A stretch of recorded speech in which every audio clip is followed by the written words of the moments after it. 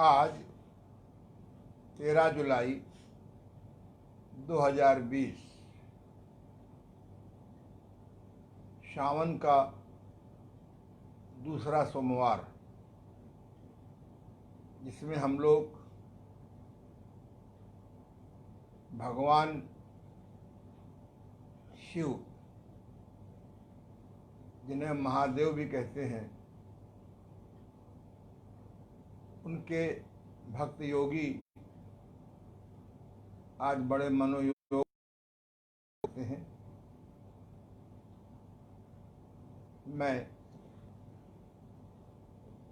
प्राकृतिक चिकित्सा प्लस विशेषज्ञ योग ऋषि ओम प्रकाश आनंद नित्य की भांति योगासन, प्राणायाम, ध्यान, मुद्रा बंद की उपयोगी स्थितियां, अभ्यास कराने के साथ कुछ स्वास्थ्यवर्धक अन्य उपयोगी बातें भी बताऊंगा, जिससे आप स्वस्थ रह सकेंगे। बीमार पड़ने पर दवाएं नहीं खानी पड़ेंगी। साथ ही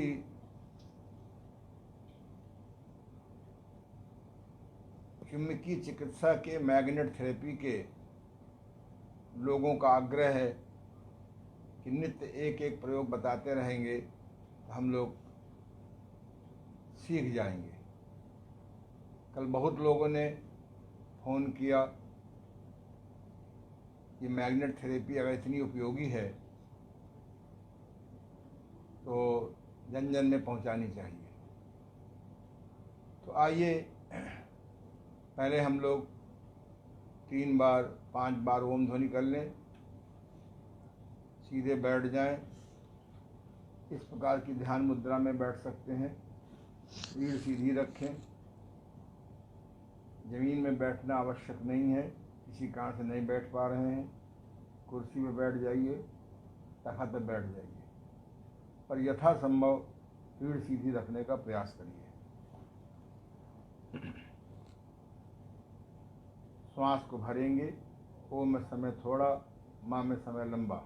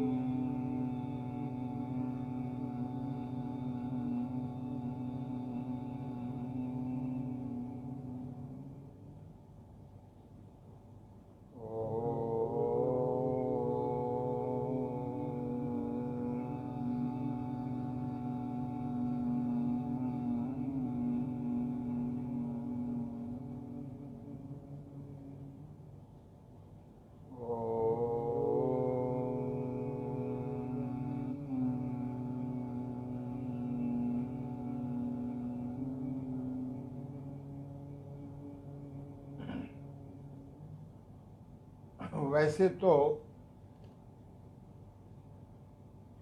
अब आपका भ्रम मिट गया होगा कि योग का अर्थ केवल योगासन ही होता है, केवल प्राणायाम ही होता है, केवल ध्यान ही होता है।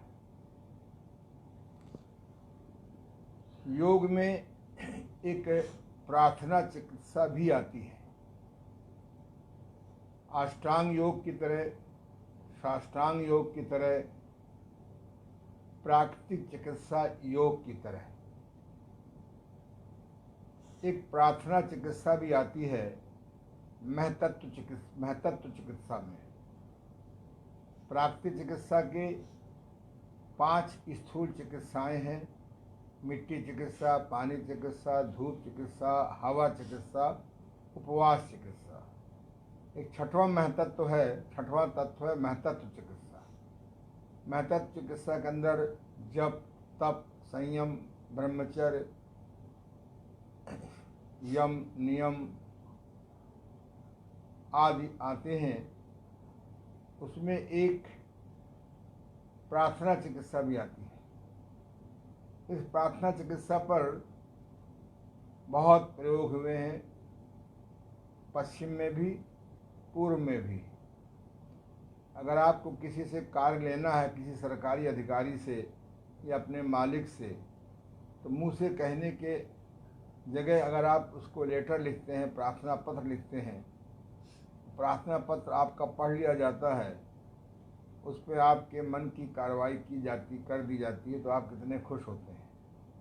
तो मैंने एक बहुत प्रार्थना चिकित्सा पर बहुत अध्ययन करने के बाद बहुत संक्षेप में एक प्रार्थना चिकित्सा निकाली है, जिसे मैं आज संभवतः आज या कल के अंदर, परसों के अंतर्गत व्हाट्सएप के द्वारा मैं आपको लिखित भेज दूंगा। जो लोग मेरे सम्मुख बैठे हुए हैं, जो लोग वेबिनार के द्वारा मेरी बात सुन रहे हैं, वो लोग अपने अपने स्थान पर दोहराएंगे। हाथ जोड़ लीजिए, पूरे मनोयोग से मेरी बात सुने और दोहराएं। हे परम पिता परमेश्वर, हे परम पिता परमेश्वर, आपकी जय हो, आपकी जय हो। हे परम पिता परमेश्वर, हे परम पिता परमेश्वर, आपकी जय हो, आपकी जय हो। हे परम पिता परमेश्वर, हे परम पिता परमेश्वर, आपकी जय हो। आपकी जय हो। आप सर्वत्र हो, आप सर्वत्र हो, अर्थात सब जगह हो। अर्थात सब जगह हो। आप सर्वज्ञ हो, आप सर्वज्ञ हो, अर्थात आप सब कुछ जानते हैं। अर्थात आप सब कुछ जानते हैं। आप सर्वशक्तिमान हो, आप सर्वशक्तिमान हो, अर्थात अर्थात आप आप असंभव से असंभव को भी असंभव से असंभव को भी संभव कर सकते हैं। संभव कर सकते हैं।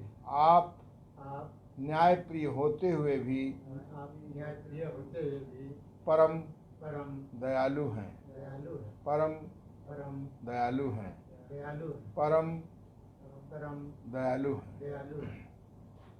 मैं मैं या मेरी मेरी पत्नी, पत्नी, यदि शादी हो गई है तो मैं, मैं, मेरा परिवार, मेरा परिवार, मेरे बच्चों से मेरे बच्चों से कोई ऐसी भूल हो गई है कोई ऐसी भूल हो गई है जिसके कारण उन्हें नाना प्रकार के नाना प्रकार के दुख दुख उठाने पड़ रहे हैं। उठाने पड़ रहे हैं।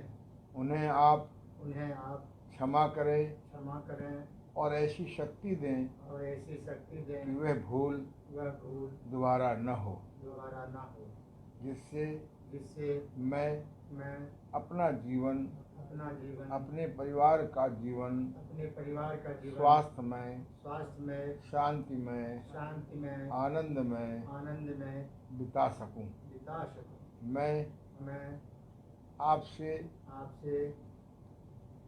वादा करता हूँ, प्रयास करूँगा कि धर्म के मार्ग पर चलूँ। मुझे ऐसी शक्ति दें कि मैं उस मार्ग से विरत न हूँ। इसके लिए जैसा कि शास्त्रों में लिखा है कि मैं अपनी आय का दशांश परमार्थ में लगाने का वादा करता हूँ। अपने 24 घंटे में 1 घंटा परमार्थ में लगाऊंगा। मैं अपने ज्ञान को आवश्यक बंधुओं को बांटने का वादा करता हूँ। मैं अपने भोजन का 1/4 न खा करके चिड़िया आदि को खिलाऊंगा। मैं इस बात का वादा करता हूँ इस बात का वादा कि करता हूँ मुझे कि मुझे देश काल परिस्थितियों ने देश काल परिस्थितियों ने जो भी कार्य दिया है, जो भी कार्य दिया है आपने उसे मैं ईमानदारी से करूँगा। यदि मुझे झाड़ू लगा करके सफाई का काम दिया गया है या मिला है, उसे भी मैं कुशलता से करूँगा। मैं प्रत्येक कार्य को कुशलता से करने का प्रयास करूँगा। धन्यवाद। आपस में हाथों को रगड़ें, पलकों का सेंक करें।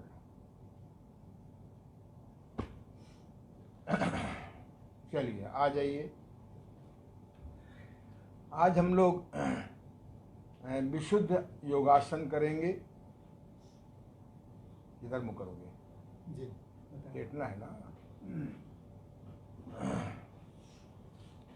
जैसा कि मैंने बताया है आपको कि योग शास्त्रों में 84 लाख प्रकार के जीव बताए गए हैं। उनमें 84 लाख प्रकार के आसन कर हो गए। हर जीव अपना एक आसन करता रहता है। उन आसनों की अपनी उपयोगिता होती है, वो गहरा विषय है, फिर कभी चर्चा करेंगे। योगियों ने उन 84 लाख योगासनों में 84 आसन छांटे। उन 84 आसन में मैंने अपने गुरुदेव की कृपा से, अनुभव से उनको लगभग 20 आसनों को उनसे निकाला। ये 20 आसन ऐसे हैं कि बीमारी चाहे जो हो, अगर आप उनको ईमानदारी से करेंगे तो आपको बहुत लाभ होगा। तो सबसे पहले हम लोग पीठ के बल के 5 आसन करेंगे। दोनों पैर मिलाइए, हथेली के मुंह जमीन की तरफ। पहले हम करेंगे उत्थान पादासन। 1, जहाँ दिखाई पड़ने लगे आंखों से अंगूठा, वहाँ रोक लेते हैं। 2, यदि दोनों पैर साथ नहीं उठा सकते हैं तो एक एक पैर उठा सकते हैं। 3, 4, 5, 6। शुरू में 5 गिनती में रोकेंगे। जब 5 गिनती का अच्छा अभ्यास हो जाए तो 6 गिनती में रोकेंगे। 10 गिनती तक रोकना पर्याप्त है। शवासन, शवासन, शवासन। दोनों पैरों का फासला 1.25 फुट। हथेली का मुंह आसमान की तरफ, मुट्ठी आधी खुली आधी बंद। इसका नाम था उत्थान पादासन। ये बड़ी आंत में चिपका हुआ मल हटाने का प्रयास करता है और बड़ी आंतों को ताकत देता है। अब दोनों पैर मिलाइए। अब करेंगे हम लोग नौका आसन। दोनों हाथों को बगल में लगा लीजिए और कमर और थोड़ी जांघ, हिप जमीन पे रहेंगे। बाकी बदन उठेगा नाव की तरह। 1,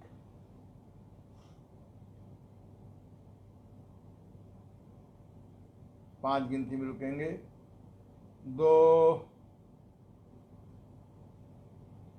3,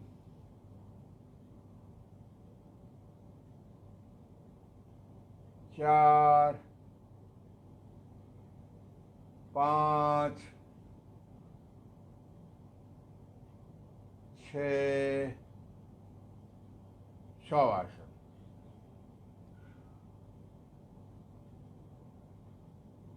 प्रत्येक आसन के बाद भी शवासन कर सकते हैं। कुछ साधकों ने पूछा है कि श्वास की गति क्या होनी चाहिए। अभी हम लोग श्वास के बारे में चिंतन न करें। यद्यपि ये सत्य है यदि आप हर योगासन को कहाँ श्वास भरना है, कहाँ श्वास रोकना है, कहाँ श्वास निकालना है और कहाँ श्वास बाहर रोकना है, तो आपको अलग से प्राणायाम करने की आवश्यकता नहीं पड़ेगी। अगर योगासनों में ही आप प्राणायाम का श्वास का ध्यान रखें, जैसा कि मैंने बताया है आपको कि प्राणायाम का अर्थ ही होता है प्राण का आयाम। प्राण माने शक्ति, प्राण माने जीवनी शक्ति, प्राण माने लाइफ फोर्सेस, प्राण माने रोगों से लड़ने की प्रतिरोधक शक्ति, और प्राण माने होता है बायो इलेक्ट्रिसिटी, जैविक विद्युत। जैसे आपके घरों में बिजली होती है, उससे प्रकाश मिलता है, फ्रिज चलता है, एसी चलता है, पंखा चलता है, हर चीज़ बिजली से क्या क्या नहीं करते। ऐसे हमारी बॉडी को, हर सेल को, हर टिश्यू को, हर अंग को, आर्गन को, हर सिस्टम को, हर ज्ञानेंद्रियों को, सेंसेस को, हर कर्मेंद्री को अपनी एक निश्चित बायो इलेक्ट्रिसिटी चाहिए। तो ऐसे मोटा मोटा नियम याद रखें श्वास प्रश्वास का। जब हम कोई भी आसन आगे की ओर झुकते हैं तो श्वास निकाला जाता है। जिस स्थिर अवस्था में जहाँ होते हैं वहाँ श्वास बाहर रोका जाता है या अंदर रोका जाता है। जिसमें हम बदन को ऊपर ले जाते हैं उसमें श्वास भरते हैं। एक मोटा मोटा फार्मूला है।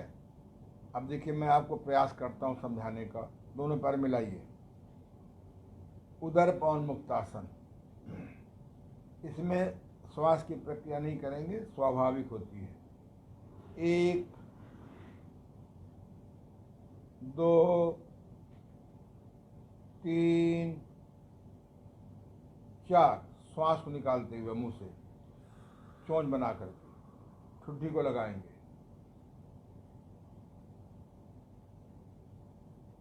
5 गिनती में रुकेंगे। 5 सिर नीचे, 6 हाथ उठाइए, 7 पैर खोलिए, तिरछा करिए, 8 9 10 11 श्वास को बाहर निकालिए, 12। इसका नाम ही है उदर पवन मुक्तासन। 5 गिनती में, 10 गिनती में रुक सकते हैं। आवश्यक नहीं कि आपका बन जाए। जिनका नहीं बनता हो वो हाथ ऐसे ले जाइए अंदर से, ये ऐसे भी कर सकते हैं। नहीं बन रहा हो, जितना बन जाए उतना करिए। लेकिन अगर डिस्क स्लिप है, कमर दर्द नहीं करेंगे। कौन सा नंबर हो गया? 13 नीचे करिए, 14 हाथ उठाइए, 15 16 17 18 19 20 21 22 23 24। ये आपका हो गया उदर पवन मुक्तासन। अब आप करेंगे सर्वांगासन। आगे बढ़िए। इसके बारे में काफ़ी हम बता चुके हैं आपको कि चुल्लिका ग्रंथि को, थायराइड ग्लैंड्स को स्वस्थ करता है। पर जिनका शरीर भारी है वो लोग आधा ही करें, ना करें। 1 30 डिग्री, 2 60 डिग्री, रुक जाओ, 3 90 डिग्री, 4 3 भागों में करते हैं, उठाते हैं। ठुड्डी को कंठ मूल से लगाएंगे। देखो आ रहा बेटा पूरा। इसमें श्वास नॉर्मल आने जाने देते हैं, रोक भी सकते हैं। 32 गिनती में करने का विधान है। अभी आप 16 गिनती में ही करें।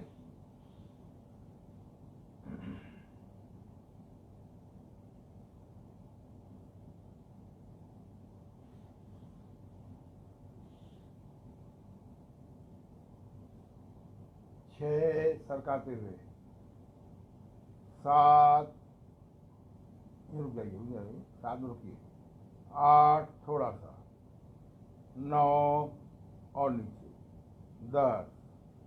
इसको 5 गिनती में करते हैं हम लोग।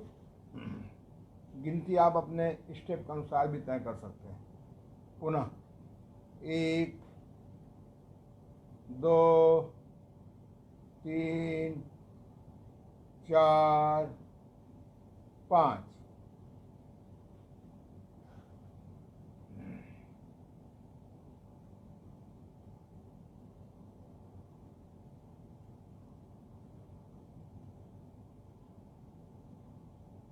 छः,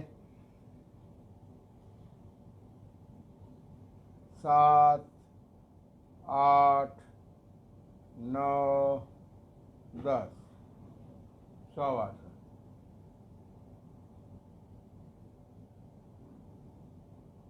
पुनः एक बार कर लीजिए। 1, 2, 3, 4, हाथ लगाइए, 5। कभी भी आसन तखत पे नहीं करेंगे आप लोग, जमीन पे करेंगे। तखत पे करेंगे तो डबल तखत रखेंगे, गिरने की संभावना होती है कभी कभी।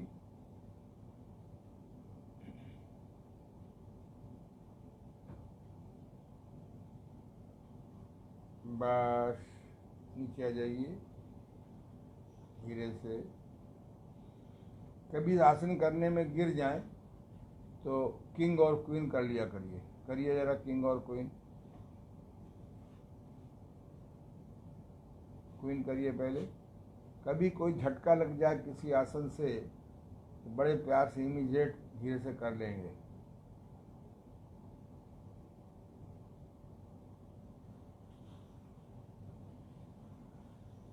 अब किंग करिए, करिए।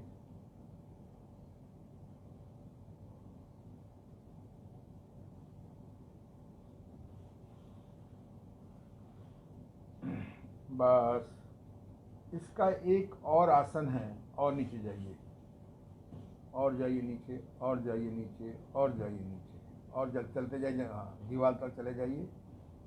दिखाई पड़ रहा है? हाँ, दिख जाए तो अच्छा है। और पकड़ो पैर को। अब धीरे से हलासन।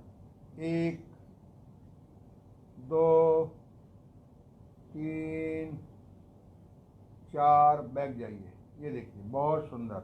ये क्या पड़ रहा है? हलासन कठिन आसनों में आता है। अगर बचपन से कराया जाए तो बच्चे कर लेते हैं, बड़े में कठिनाई होती है। इसी में कर्ण हलासन होता है। कान से लगाइए घुटने को। ये बहुत सुंदर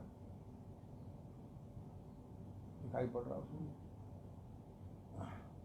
पैर सीधा कर लीजिए, वापस लौटिए। 1, 2, 3, 4, 5। पुनः 6, 7, 8, 9, 10। हाथों को सहारा ले सकते हैं। यहाँ लगाओ ना, ये हाथों का सहारा भी ले सकते हैं। और अगर ना बने तो झूला झूलिए। ऊपर करिए पैर को, झूला झूलिए।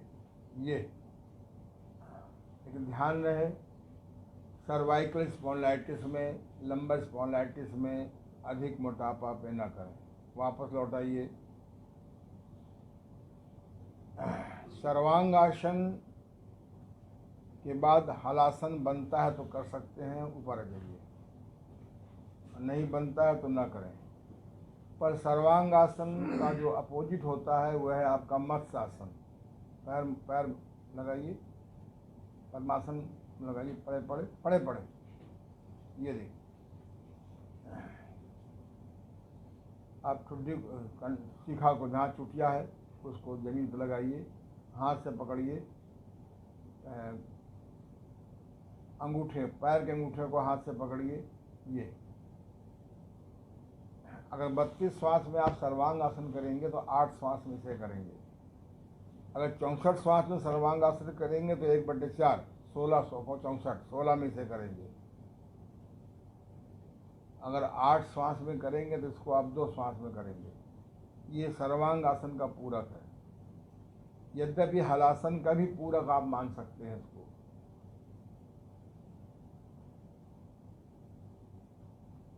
बस रिलैक्स, शवासन, पीठ के बल का शवासन। शवासन कर सकते हैं अगर थकान फील करें। और आप किंग क्वीन भी कर सकते हैं कहीं झटका लग जाए तो। अब हम लोग जो है, एक आसन है चक्रासन, उसे करना नहीं केवल देखना है।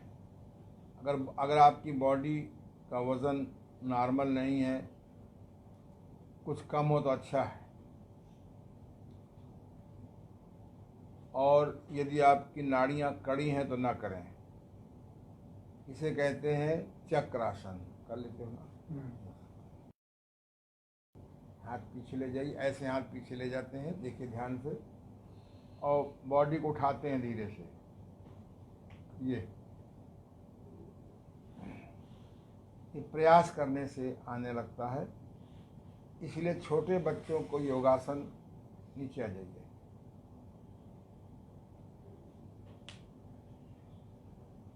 पुनः आ रहा, उठो।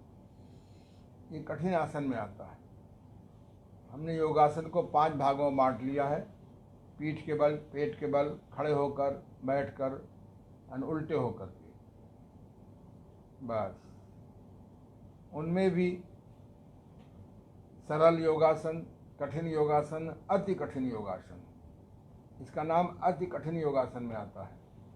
सर्वांगासन का नाम कठिन आसन में आता है।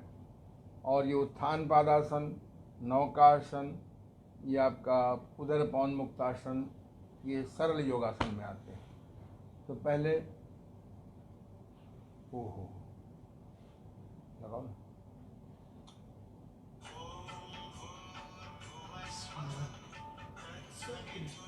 लगे ना, आवाज बहुत धीमी आई होगी।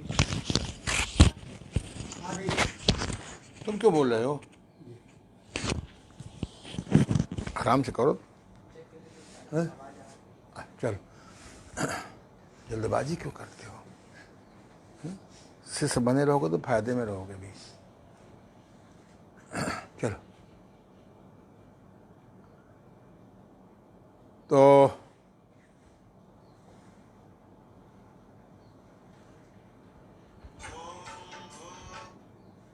इसका देख लो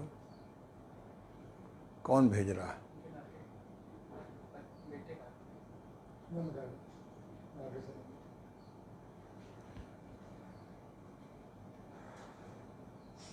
मैं आपको बता रहा था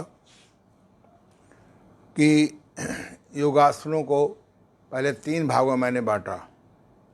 ध्यानात्मक योगासन 5 प्रकार के होते हैं। विश्रामात्मक आसन 5 प्रकार के होते हैं।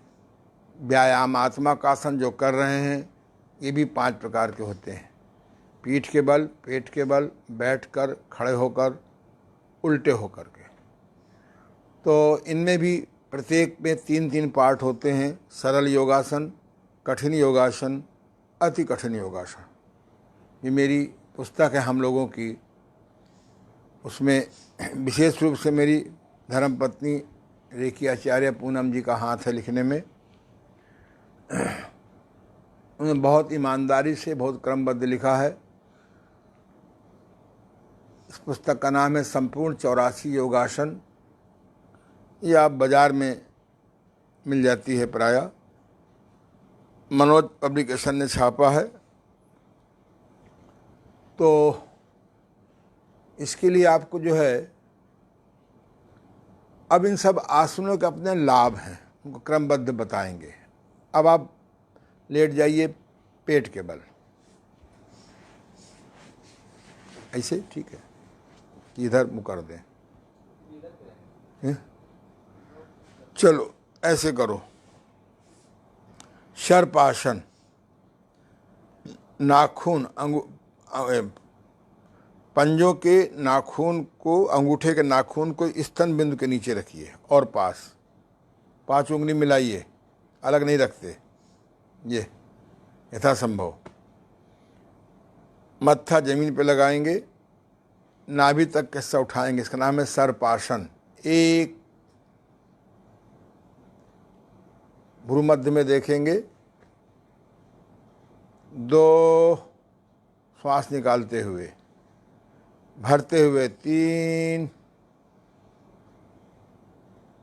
रोक लीजिए श्वास को, 4 निकालते हुए, बाहर रोक दिया, 5 भरते हुए, अंदर रोक लिया, 6 निकालते हुए बाहर रोक दिया। कहते हैं सर्पासन जो भी आप कर रहे हैं और शलभासन, ये गुर्दे को स्वस्थ करने के लिए बड़े उपयोगी हैं और फेफड़े को बहुत स्ट्रांग कर देते हैं। अब हाथों को ऐसे लगाइए मुट्ठी बंद करके जनेंद्री के बगल में, जो राने कहलाती हैं, ये क्रॉस हिस्सा। 1 नाभि तक कैसे उठाइए, 2 नहीं बने, 1 उठाइए, 1 दाहिना उठाइए केवल,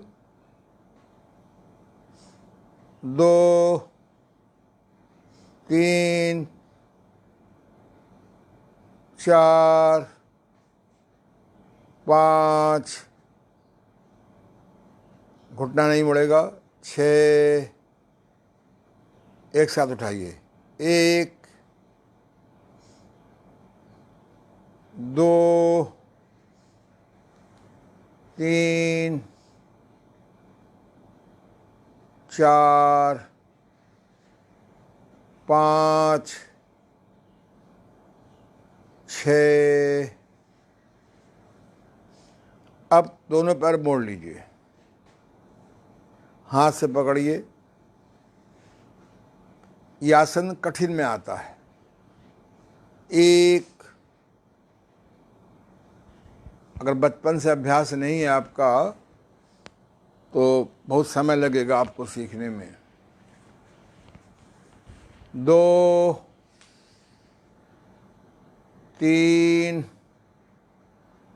अगर आप घुटनों को फैला लेंगे आपस में पैरों को तो जल्दी बनता है।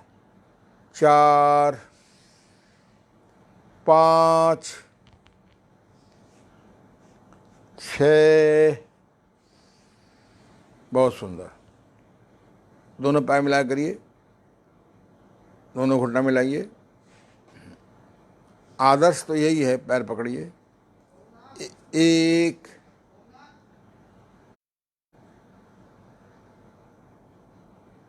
2, बस। पेट के बल का शवासन, उधर मुँह कर लीजिए। पेट के बल का शवासन, कुछ करना है ही नहीं। आप सीधे अपना दाहिना कान दबा दीजिए ज़मीन पर और दायां हाथ ऐसे रखिए हथेली के मुंह आसमान की ओर, बायां हाथ मुंह के सामने, हथेली ज़मीन की ओर, और अपना जो ये दाहिना पैर है वो थोड़ा सा मोड़ते हैं, या ज़्यादा मोड़ के दिखाइए, ये और मोड़िए, ये गलत है, और कम मोड़िए, ये भी गलत है, और कम मोड़िए, और कम मोड़िए, और कम मोड़िए, बस इसको सीधा करिए। क्या है कि जो हमारा सेक्स ऑर्गन है उस पर दबाव नहीं पड़ना चाहिए, जो जनेंद्रीय क्षेत्र है उस पर दबाव नहीं पड़ना चाहिए।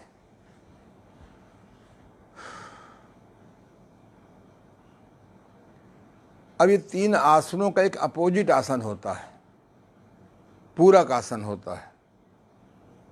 अगर आपको किसी भी आसन का पूरक आसन न मालूम हो तो श्रद्धेय देवमूर्ति जी महाराज जी, जो मेरे गुरु हैं, जो मेरी दाहिनी ओर विराजमान हैं, इनका कहना है कि किंग क्वीन कर लो। पर नाड़ी अगर खिंच गई है और आप खिंची नाड़ी में करते चले जाएंगे तो आपको कष्ट हो सकता है। अब आप बैठ जाइए, इधर मुँह कर लीजिए और जाइए पीछे थोड़ा सा, बस, और थोड़ा आगे ही जरा सा। गुरुजी भी आते रहें, तुम भी करते रहो। तो इसका है बेस्ट जो है आदर्श तो ये है कि ऐसे हाथ करिए, एक हाथों से पैरों को छूइए, संभव हो तो नासिका लगा लीजिए, आवश्यक नहीं है। 2 ऊपर करिए, श्वास भरते हुए, श्वास बाहर रोक लिया स्थिर अवस्था में। 3 निकालते हुए स्थिर अवस्था में बाहर रोक लिया।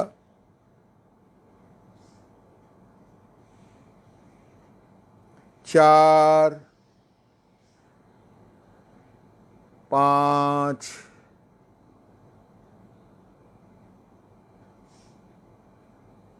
6। अगर नहीं बने तो पैर फैला लीजिए, मैक्सिमम अधिकतम पैर फैला लीजिए। हाथों को ऐसे कर लीजिए बड़े प्यार से, हल्का सा ये वाला। 2 3 4। अगर नहीं छू पा रहे हैं अंगूठे को तो पैर थोड़ा सा मोड़ लीजिए। ये अब करिए, ये करते जाइए धीरे धीरे, बहुत सुंदर। थोड़ा प्रयास करिए कि बीच में रुकें। आगे चलिए, बस बैठ जाइए। बैठे बैठे शवासन कैसे करेंगे? बैठे बैठे शवासन, ये थोड़ा उधर आ जाइए जरा सा, हम भी ना झुकें झुकें, वो भी ना झुकें। ऐसे दोनों पैरों को इधर देखो, ऐसे पकड़ लो। ये बैठे बैठे शवासन।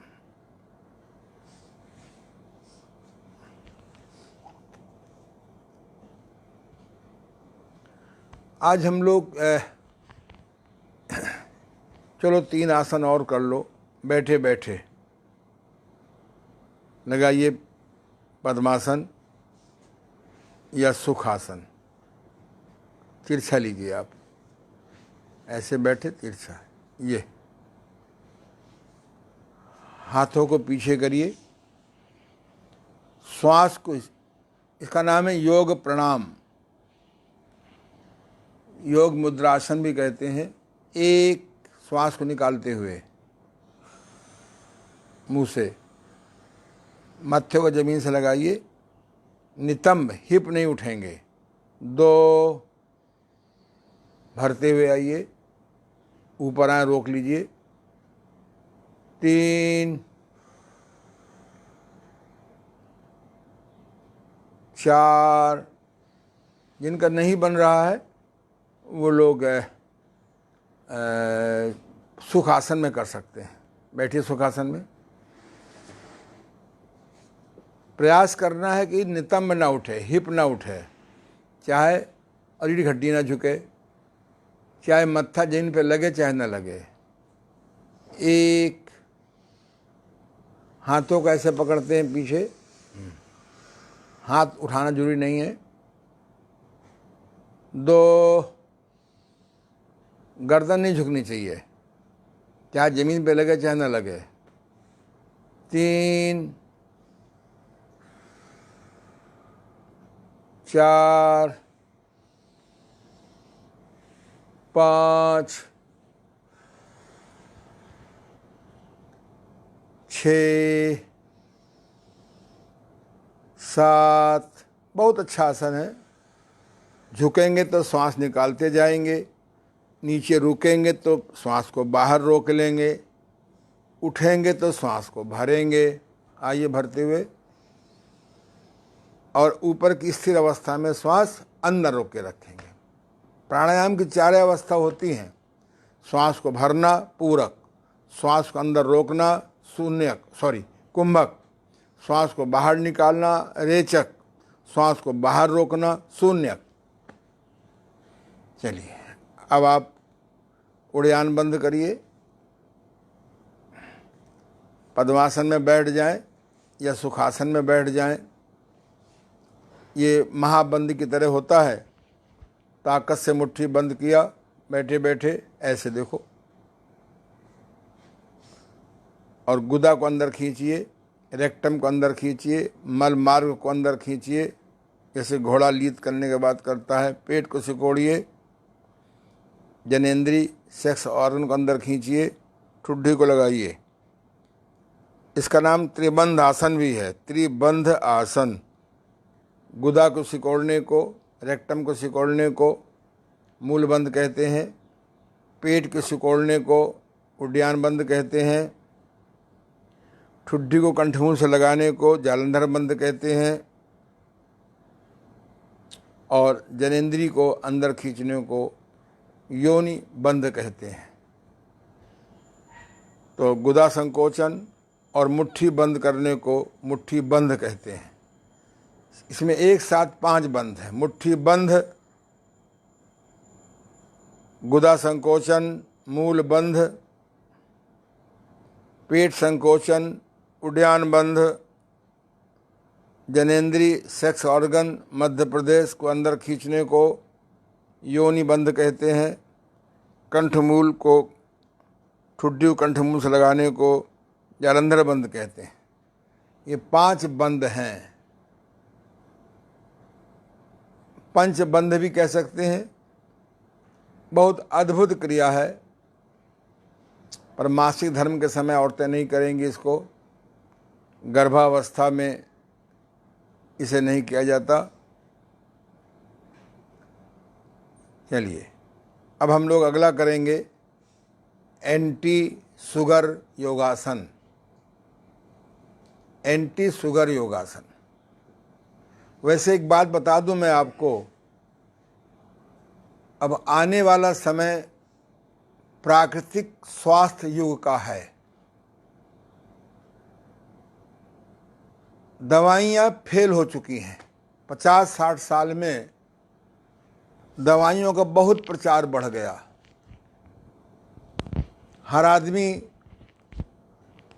पहले लोग बीमार होते थे तो ये जड़ी बूटियाँ, लहसुन है, प्याज है, जीरा है, हल्दी है, धनिया है, दूब घास है, मुझे बचपन में याद है। आज से करीबन जब हम कक्षा 1 में पढ़ते थे तो कभी चोट लग गई तो गेंदा या अरहर की पत्तियां, मसाला और उसका जूस डाल दिया, बांध दिया। मेरे देखते देखते घरेलू जड़ी बूटियाँ, आसपास के वातावरण के वनौषधियाँ सब गायब होती गई। शीशीकरण, पेटेंटीकरण बढ़ते बढ़ते बढ़ते बढ़ते आयुर्वेद में भी पेटेंट की बीमारी लग गई। शास्त्रीय औषधियाँ लोग अवॉइड करने लगे। धीरे धीरे एलोपैथी में आ गए। ऑर्गेनिक औषधियों से केमिकल औषधियों पे आ गए। जो डॉक्टर कहता सब कुछ खाओ, बोले बहुत अच्छा है। जिसने कहा परहेज करो, बोले अच्छा नहीं है। अनुपान भूल गए, पथ्य भूल गए, संयम भूल गए, दवा प्रधान मान लिया। परिणाम क्या हुआ? उम्र तो बढ़ गई, लेकिन घिस्टन युग उम्र आ गई। हर चीज़ की दवा दवा। अब वायरस की दवा भी ढूंढी जा रही है। किस किस वायरस की दवा करोगे? कल आ गया है डेंगू के साथ कोरोना, अब पेग्गू के साथ, डेंगू के साथ। अरे गंदगी है। नेचुरोपैथी कहती है जहाँ कूड़ा वहाँ कीड़ा, जहाँ मीठा तहाँ चीटा। हमारे स्वास्थ्य मनीषी कहते हैं नेचुरोपैथी वाले, सफ़ेद चीनी बिल्कुल केमिकल है, इसको बंद करा देना चाहिए। सफ़ेद आटा, चोकरदार आटा लोगों ने बंद कर दिया। पैसा अधिक हो गया और स्वास्थ्य बुद्धि कमज़ोर हो गई। सस्ता कम पालिश किया हुआ चावल, कम तरासा चावल बंद हो गया। महंगे से महंगे चावल खाने लगे। सफ़ेद चावल, सफ़ेद आटा, सफ़ेद चावल, सफ़ेद नमक, सफ़ेद चीनी। तो इसलिए 5 चीज़ें बंद करो, ना बंद कर सको कम करो। सफ़ेद आटा, सफ़ेद चीनी, सफ़ेद चावल, सफ़ेद घी। मैं तो ये देसी घी का भी विरोधी हूँ। जो चीज़ आग में पका दी जाती है, जो प्राकृतिक चीज़ आग में पका दी जाती है, उसके मौलिक गुण समाप्त हो जाते हैं। आपने सब्जी को पका दिया, सब्जी बेकार, मिनरल्स खत्म, विटामिन खत्म, फुजला खत्म। आपने गेहूं को उबाल दिया, गेहूं को तल दिया, विटामिन खत्म, मिनरल्स खत्म, फुजला खत्म। बीमारी का बहुत बड़ा कारण है आग का पका भोजन। ये आग का पका भोजन, नेचर में कोई जीव आग का पका भोजन नहीं करता एक्सेप्ट दिस मैन। मेरे एक मित्र हैं ब्रजभूषण गोयल, बीपी गोयल दिल्ली के। उनके बारे में आज से करीबन 7-8 साल पहले मुझे मालूम हुआ कि लगभग वो 23 साल से 25 साल से आग का पका भोजन नहीं ले रहे हैं। मुझे बड़ी जिज्ञासा हुई, क्योंकि मैं भी बिना आग के पके भोजन पे इंटरेस्टेड था। मैं 11 महीने सन 71 में रह भी चुका हूँ। बड़ा आनंद था, क्या स्फूर्ति थी, क्या चेहरे में चमक थी। उनको मैंने रिक्वेस्ट करके अपने घर बुलाया, 3 दिन के लिए प्रोग्राम भी कराया, बड़े बड़े उनके। और मैंने देखा कि उनका स्वास्थ्य बहुत अच्छा, उनकी पत्नी भी का भी स्वास्थ्य बहुत अच्छा, आज भी अच्छा है। बड़ी सुंदर सुंदर किताबें भी लिखी उन्होंने। तो वो क्या करते थे कि सुबह के समय वो सब्जियों का रस, लौकी, तरोई, परवल, टिंडा, टमाटर, चुकंदर, सलजम, सब का ये मंगा काट करके अब बढ़िया मिक्सी से, जूसर से उसको जूस निकालते थे। जो फुजला बचता था वो आटे में हम लोगों को मिलवा देते थे। सवेरे सब्जियों का सूप रस निकालते थे और गर्म पानी में रख के उसको इनडायरेक्टली गर्म करते थे। डायरेक्ट गर्म नहीं करते थे, मुर्दा सूप नहीं पीते थे।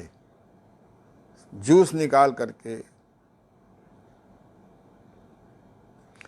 निकाल करके वो गर्म पानी करवाते थे एक बर्तन में, उसमें रख देते थे, खूब गर्म हो जाता था। कहते थे इससे ठंडक भी नहीं लगेगी सुबह सुबह जिनको जुकाम आदि रहता है, और इसके विटामिन मिनरल्स भी नहीं ख़त्म हुए, एंजाइम्स हार्मोन्स भी नहीं ख़राब हुए। स्वाद के लिए हम लोग हल्का सा सेंधा नमक, जीरा मिला लेते थे। और उसके बाद दोपहर में वो मौसम के फल जो भी थे, मौसम के फल, स्थानीय फल 3-4-5 प्रकार के जो हम लोग आज भी लेते हैं, कम से कम 5 प्रकार के फल तो होते ही थे, कभी कभी 7 प्रकार के हो जाते हैं। बढ़िया थाली में मैं आपको दिखाऊंगा। नहीं आज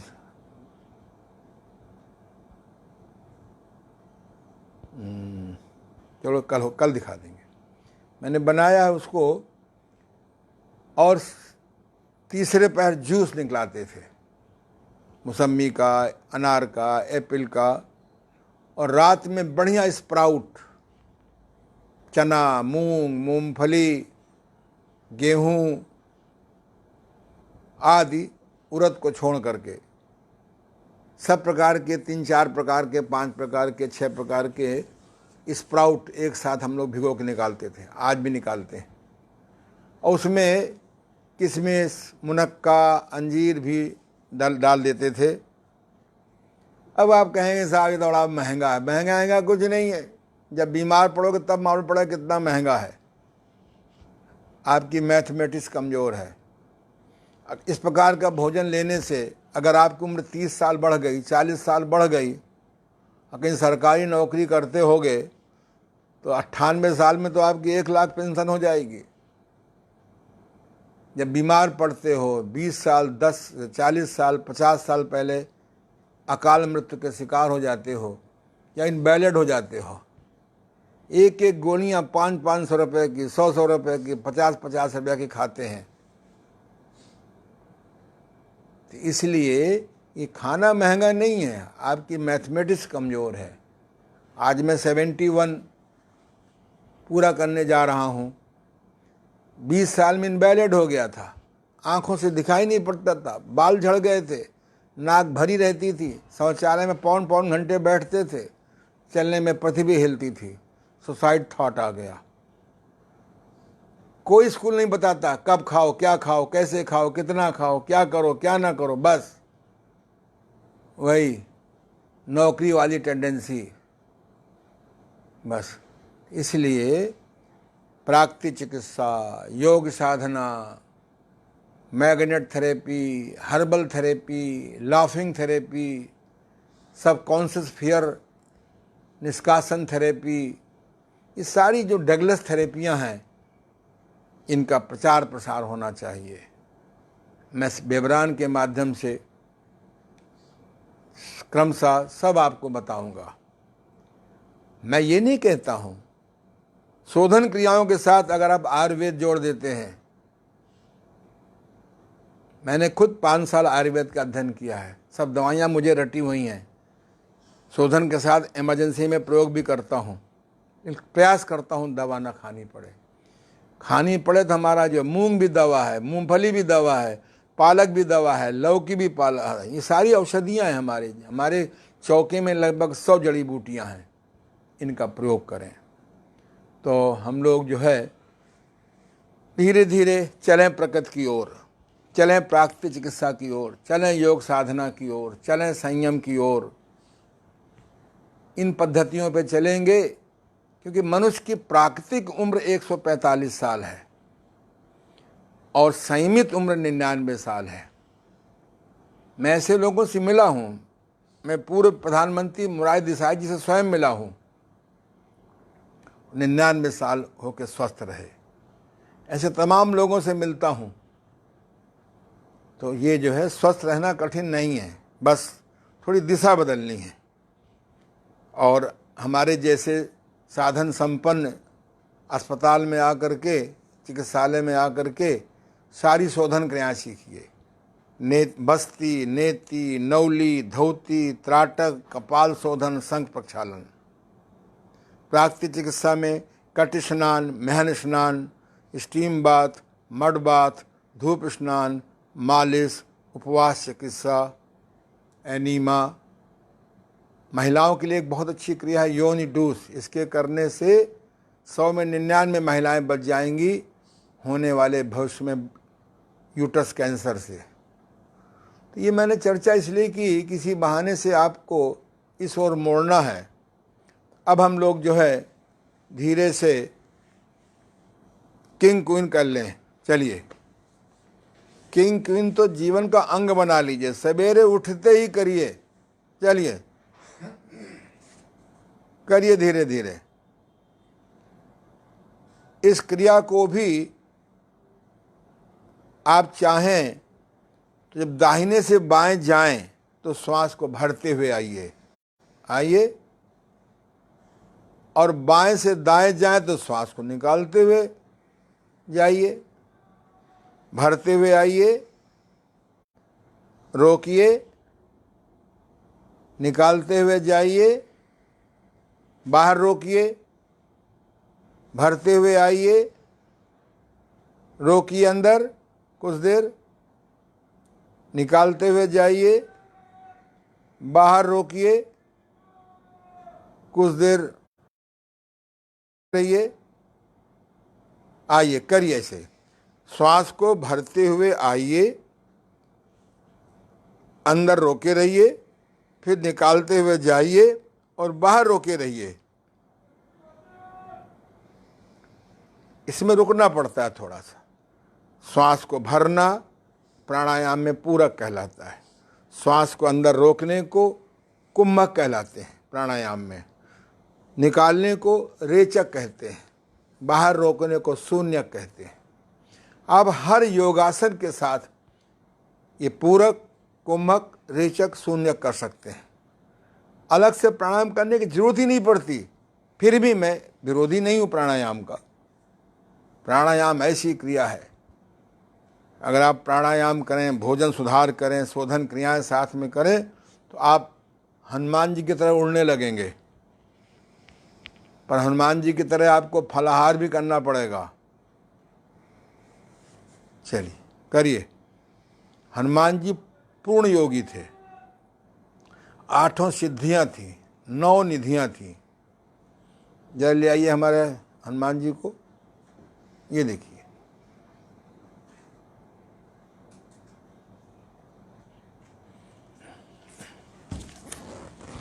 ये देखिए ध्यान से, हैं वीर आसन में बैठे हुए हैं, आपको आशीर्वाद भी दे रहे हैं। दूसरे हाथ में गदा भी लिए हैं, अगर गड़बड़ी करोगे तो 2-4 गदा लगा देंगे। ताकत होनी चाहिए, साथ में शस्त्र भी होने चाहिए, शस्त्र का दुरुपयोग नहीं करना चाहिए। ये देखिए ऑरा, हनुमान जी का कितना बड़ा ऑरा है। ये ऑरा बहुत बड़ी चीज़ है। कभी मैं अपनी धर्मपत्नी रेकी आचार्य पूनम जी से कहूँगा को ऑरा के बारे में बताएं आपको। आपका ऑरा निगेटिव, हम लोगों का ऑरा निगेटिव हो चुका है, हमारा ऑरा बीमार हो चुका है। इस रेकी विद्या में ऑरा क्लीनिंग होती है। ये देखिए, हैं तो ये जो है, ये उनकी पूंछ नहीं है। उनकी पूंछ बहुत थी और एक प्रकार से जैसे बेल्ट नहीं होती, सुरक्षा गार्ड भी है। बस रिलैक्स। चलिए अब धीरे से, कल मैंने आपको बताया था कि योग साधना के साथ, मैं योगा नहीं बोलता हूँ, न योग प्राणायाम बोलता हूँ, योग साधना। योग एक साधना है। भगवान कृष्ण ने कहा युक्ताहार विहार से युक्त चेष्टस कर्मसु युक्त स्वप्नाव शोधन बोधस्य योगो भवद दुखा। हे अर्जुन, योग के साथ अपना आहार भी ठीक रखो, अपना विहार भी ठीक रखो, अपने कर्म भी सही करो, अपने सोना भी सही करो, स्लीपिंग, अपने शोधन क्रियाएं भी करो आवश्यकता अनुसार, और बोध माने सही बोध जगाओ। मैंने आपको फर्स्ट डे सिखाया था शुरू में, अभी कल परसों, 5 मिनट आंखें बंद करके विचार दर्शन, 5 मिनट नाभि दर्शन, फिर 5 मिनट निज दोष दर्शन। अपनी गलतियों को ढूंढना ये साधना है। दूसरे गलती ढूंढना ये तो सामान्य हर बात की कर लेता है। अपनी गलती ढूंढिए। ओहो हो, मैं बिना भूख के खा लेता हूँ, मैं कम भूख में खा लेता हूँ, मैं बिना चबाए खा लेता हूँ, मैं भरपेट खाता हूँ जबकि भूख से कम खाना चाहिए, शौच पेशाब के बेग को रोकता हूँ, मैं झुक कर बैठता हूँ, मैं देर तक जागता हूँ, देर तक सोता रहता हूँ, शौच पेशाब के बेग को रोकता हूँ, गंदी पुस्तकें पढ़ता हूँ, गंदे स्मार्टफोन में प्रोग्रामिंग देखता हूँ। ये सारी गलतियां आपको देखना है। आप अपनी जब गलतियां देखने लगेंगे, मैं क्रोध बहुत करता हूँ, मैं झुंझलाता बहुत हूँ आदि, मुझे सात्विक मैनर नहीं मालूम, आप अपनी गलतियां देखेंगे और फिर साक्षी दर्शन में उनका ऑटो सजेशन करेंगे तो लाभ होगा। चलिए आप आराम से लेटे रहिए कि बैठेंगे। चलिए, हाँ बहुत बढ़िया। एक क्रिया योग निद्रा बताएंगे एक दिन। तो कल मैंने बताया था कि अगर योग साधना के साथ हठ योग के षटकर्म जुड़ जाएं, शंख प्रक्षालन जुड़ जाए, प्राकृतिक चिकित्सा की शोधन क्रियाएं जुड़ जाएं, आपको उपवास करने की सही कला आ जाए, तो आप भी पूर्व प्रधानमंत्री मुरारी देसाई की तरह, विनोबा जी की तरह, बालकोवा जी की तरह इन सबसे मैं मिला हूँ। आप भी स्वस्थ दीर्घायु रहेंगे, मेरी तरह आप भी औषधि मुक्त जीवन जी सकते हैं, क्योंकि दवा दवाए रोग को करे नहीं निर्मूल, और चतुर चिकित्सक जानते और हम लोग करते भूल। तो इसलिए मैंने इसमें सूजन और दर्द के रोगों में चुंबक चिकित्सा रामबाण है।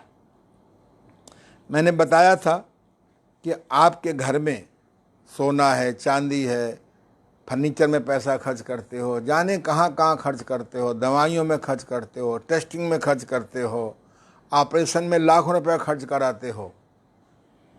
आप घर में केवल एक हाई मैग्नेट हो,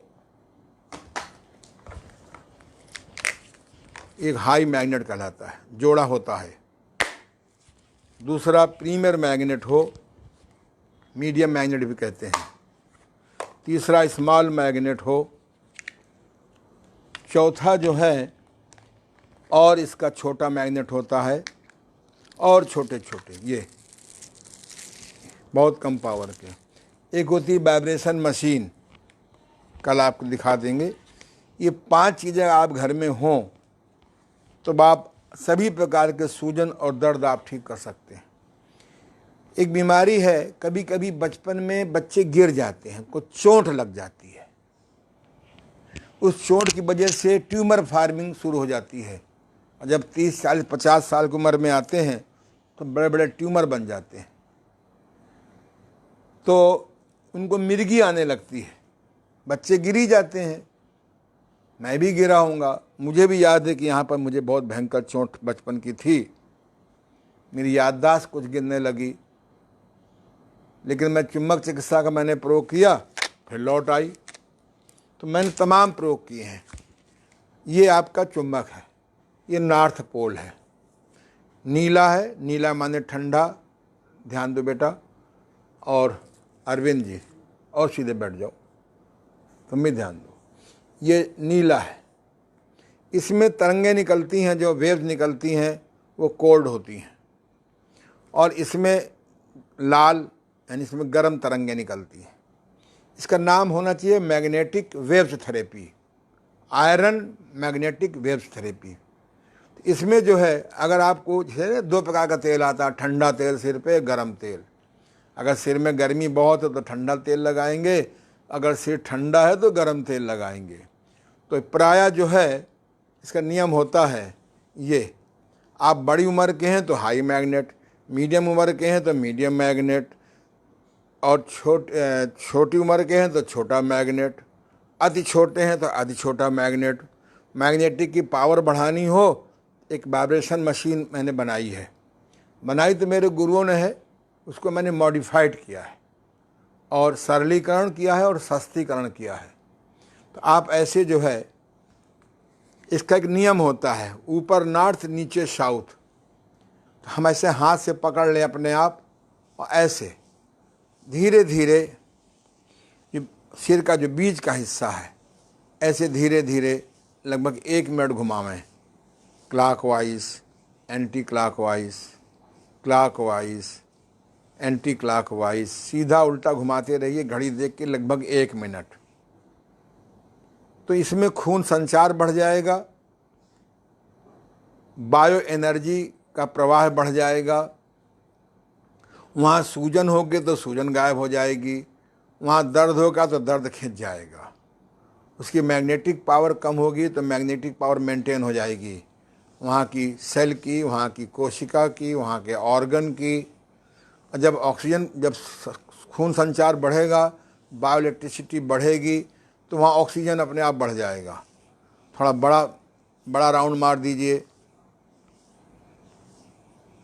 1 मिनट, फिर और बड़ा राउंड मार दीजिए 1 मिनट, और बड़ा राउंड मार दीजिए। जब स्वयं करेंगे तो ऊपर नॉर्थ और नीचे साउथ। इसके सिद्धांत होता है, आगे बताएंगे, अभी आप स्वीकार कर लीजिए। 5 मिनट यदि आप अपने सिर की मसाज मैग्नेट से करें, आपको लगेगा जैसे हमारी याददाश्त बढ़ रही है। आपके जो ट्यूमर, छोटे छोटे ट्यूमर होंगे, वो डिज़ाल्व होने लगेंगे, वहाँ कहीं सूजन आ गई है तो ठीक होने लगेगा, और जहाँ पर खास कष्ट हो वहाँ पर, जैसे माइग्रेन यहाँ से शुरू होता है, मैंने सैकड़ों रोगी माइग्रेन के ठीक किए केवल मैग्नेट थेरेपी से। तो इससे जो है याददाश्त बढ़ेगी, आपकी बुढ़ापे में पार्किंसन की संभावना 0 हो जाएगी, एल्जाइमर की संभावना 0 हो जाएगी, इंसोमिनिया की संभावना 0 हो जाएगी। इसे आप कुछ दिन 10, 15, 20 दिन, 40 दिन करके देखिए, एक जीवन का अंग बना सकते हैं। आँख की रोशनी बढ़ाना हो तो अपने हाथ से ही बड़े उम्र वाले बड़ा मैग्नेट और मीडियम कम उम्र वाले मीडियम मैग्नेट और छोटी उम्र वाले छोटी स्मॉल मैग्नेट और छोटी उम्र वाले और छोटे मैग्नेट। इनकी पावर बढ़ाने के लिए एक वाइब्रेशन मशीन होती है। आप सीधे देखिए, अपने हाथ से करिए सीधे, और जल्दी लाभ उठाना हो तो आपस में मिला सकते हैं। आप डरिए नहीं, है पिटीर पिटीर से छोटे छोटे चुम्बक से कुछ होने वाला नहीं है। लोग मेरे पास निराश होकर आते हैं, लगा रहे हैं महीनों सालों से मैग्नेट लगा रहे हैं, लाभ होता होगा 1%, 2%, 5%, सालों लग जाते हैं। मैंने देखा है जब आप मैग्नेटिक पावर बढ़ाएंगे, ये देखिए सीधे शुरू में आप एक चुम्बक से आप ऐसे ऐसे करते रहिए,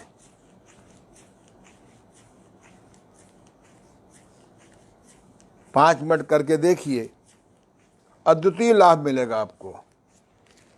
अगर कुछ दिनों के बाद दोनों मिला दीजिए, वैसे सिंगल से ही काम बन जाता है। इसी प्रकार से आँख की रोशनी बढ़ाने के लिए साथ में डाइट भी सही कर लीजिए। कानों का बहरापन मिटाने के लिए आप एक एक कर सकते हैं। 2-2.5 मिनट यहाँ किया और फिर 2-2.5 मिनट यहाँ किया, ऐसे भी कर सकते हैं। ये नॉर्थ, ये साउथ। राइट साइड में नॉर्थ, जब 2 चुम्बक का प्रयोग करते हैं सर्किट सिस्टम पर, तो दाहिनी ओर नॉर्थ, बाईं तरफ साउथ, ऐसे घुमाइए, क्लॉकवाइज, एंटी क्लॉकवाइज। इससे आपके जो नाड़ियों के सूखेपन की वजह से बहरापन शुरू होता है वो ख़त्म हो जाएगा। आँखों की रोशनी जो नाड़ियों की वजह से है वो ख़त्म हो जाए, ठीक हो जाएगी जो हमारा। तो आज की मैंने बताया आपको सिर के रोगों को कैसे ठीक करें, आँख की रोशनी कैसे बढ़ाएं, कानों को कैसे हम बहरापन ठीक करें। तो इस प्रकार से कल हम और आगे बढ़ेंगे। कई लोगों ने रिक्वेस्ट किया है कि 5-10 मिनट 15 मिनट बता दीजिए, तो मैंने आपको बताया चुम्बक चिकित्सा बहुत अद्भुत चिकित्सा है। किसी प्रकार के दर्द हो, किसी प्रकार की सूजन हो, आप एलोपैथिक से उब गए हों, आयुर्वेद से उब गए हों, होम्योपैथिक से उब गए हों, अगर नहीं उबे हैं और लाभ हो रहा है तो मेरे कोई शिकायत नहीं है। ये हमारी चुम्बक चिकित्सा किसी पैथी में बाधक नहीं है। तो कल हम आपको बताएंगे कि हार्ट को कैसे ताकतवर बनावें मैग्नेट थेरेपी से, लंग्स को कैसे ताकतवर बनावें, थायराइड को कैसे ठीक करें, स्पॉन्डिलाइटिस को कैसे ठीक करें। तो ऐसे 2-4-6 दिन में आपको हम प्रैक्टिकल बता देंगे। तो आज हम लोगों ने बहुत अच्छी अच्छी बात सीखी। जिनको भी कोई प्रॉब्लम हो तो मुझे व्हाट्सएप में दे दें। मेरा नंबर है व्हाट्सएप का 9336115528, 9336115528।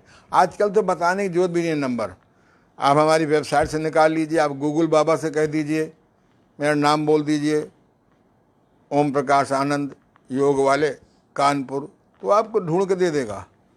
अब तो बहुत अच्छे युग में जी रहे हैं।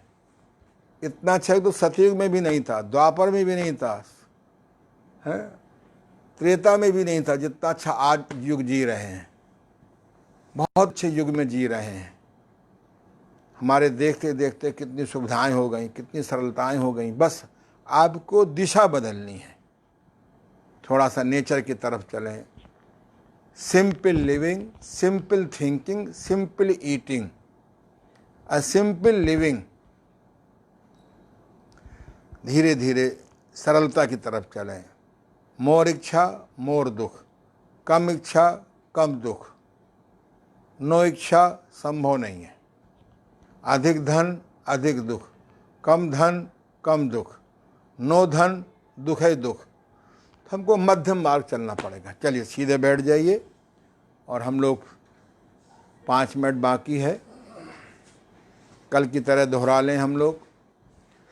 ओम भूर्भुवः स्वः तत्सवितुर्वरेण्यं भर्गो देवस्य धीमहि धियो यो नः प्रचोदयात्। हे परमपिता परमेश्वर, प्राणदाता, सुखदाता, दुख हरता, हमें सद्बुद्धि दो। ओम भूर्भुवः स्वः तत्सवितुर्वरेण्यं भर्गो देवस्य धीमहि धियो यो नः प्रचोदयात्। हे परमपिता परमेश्वर, प्राणदाता, सुखदाता, दुख हरता, हमें भी सद्बुद्धि दो। दूसरा, ओम त्र्यंबकं यजामहे सुगंधिं पुष्टिवर्धनम् उर्वारुकबन्धनान् मृत्योर्मुक्षीयमामृतात्। हे त्रिनेत्रधारी भगवान शिव, हमें ऐसी मृत्यु देना जैसे खरबूजा स्वाभाविक रूप से पकने के बाद बिना शोर शराबे के डाल से अलग हो जाता है। ओम त्र्यंबकं यजामहे सुगंधिं पुष्टिवर्धनम् उर्वारुकबन्धनान् मृत्योर्मुक्षीयमामृतात्। हे त्रिनेत्रधारी भगवान शिव, हमें ऐसी मृत्यु देना जैसे खरबूजा पकने के बाद, स्वाभाविक पकने के बाद बिना आईसीयू में भर्ती हुए, बिना वेंटिलेटर, बिना भयंकर बीमारी के डाल से अलग हो जाता है। इसके लिए आपकी भावना क्या होनी चाहिए? सर्वे भवन्तु सुखिनः। पहले मैं बोलूँ फिर आप बोले। सर्वे भवन्तु सुखिनः, सर्वे सन्तु निरामया, सर्वे भद्राणि पश्यन्तु, माँ कश्चित् दुख भाग भवेत्। मेरी ऐसी भावना बनी रहे, सभी सुखी हों, सभी निरोगी हों, सभी समृद्धशाली हों और सभी भले हों। इसलिए मैं संकल्प करता हूँ कि ना तो मैं केमिकल दवाओं का बढ़ावा दूंगा, ना मैं भ्रष्टाचार करूंगा, ना मैं दुराचार करूंगा, ना मैं अनाचार करूंगा, ना मैं जमाखोरी करूंगा, ना मैं घटतौली करूंगा। प्रयास करेंगे। मैंने भी प्रयास किया है। प्रयास से स्वभाव बन जाता है। फिर संतोष बैंक की मेंबरशिप स्वीकार कर लीजिए, तो आम आदमी से बहुत आप बेटर रहेंगे। आप सबको धन्यवाद। कल हम लोग फिर मिलेंगे। नमस्कार, प्रणाम, आशीर्वाद।